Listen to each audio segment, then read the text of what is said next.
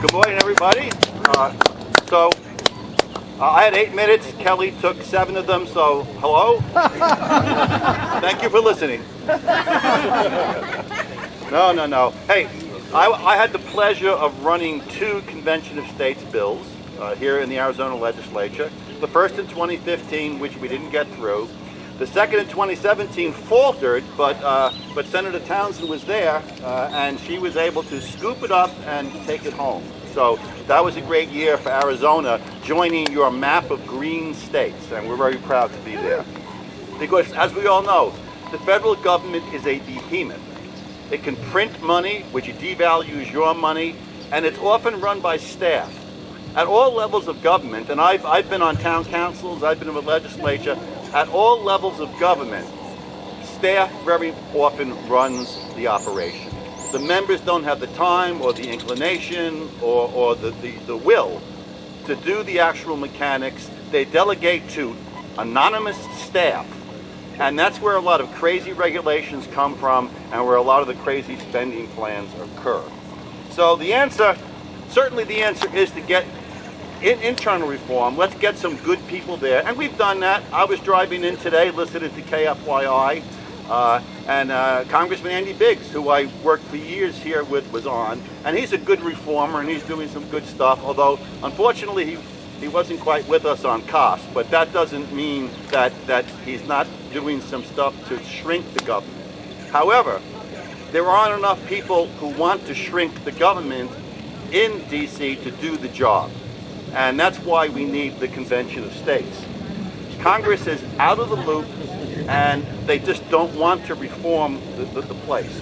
So, the big question, of course, has always been runaway convention. Well, you need 38 states to ratify this convention. So that means if there was a runaway convention, and they could all agree on that, 13 states could stop it. All you need is 13 states.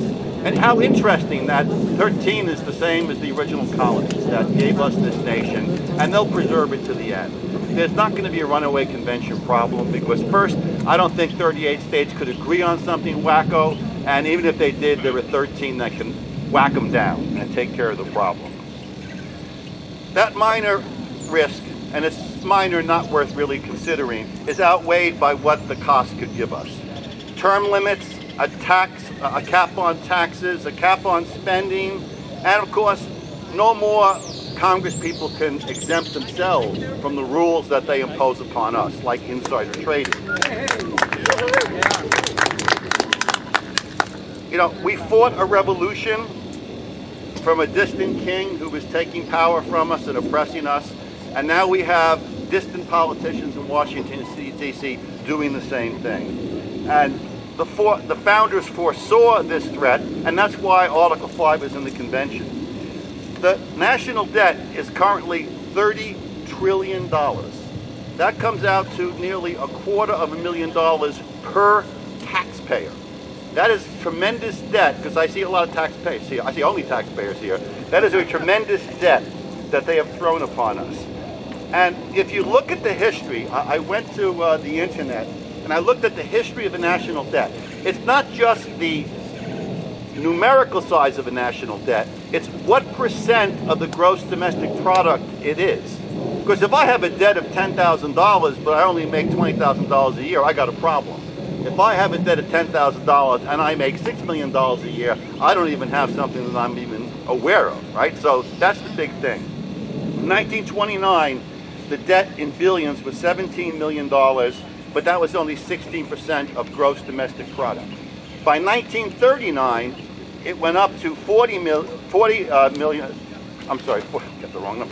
billion, but that was 51%. But that was after the Great Depression, so maybe they took on some debt there. But in 43, it went up to 70% of GDP. That was 137 billion, but that was World War II. You take on debt to keep yourself alive.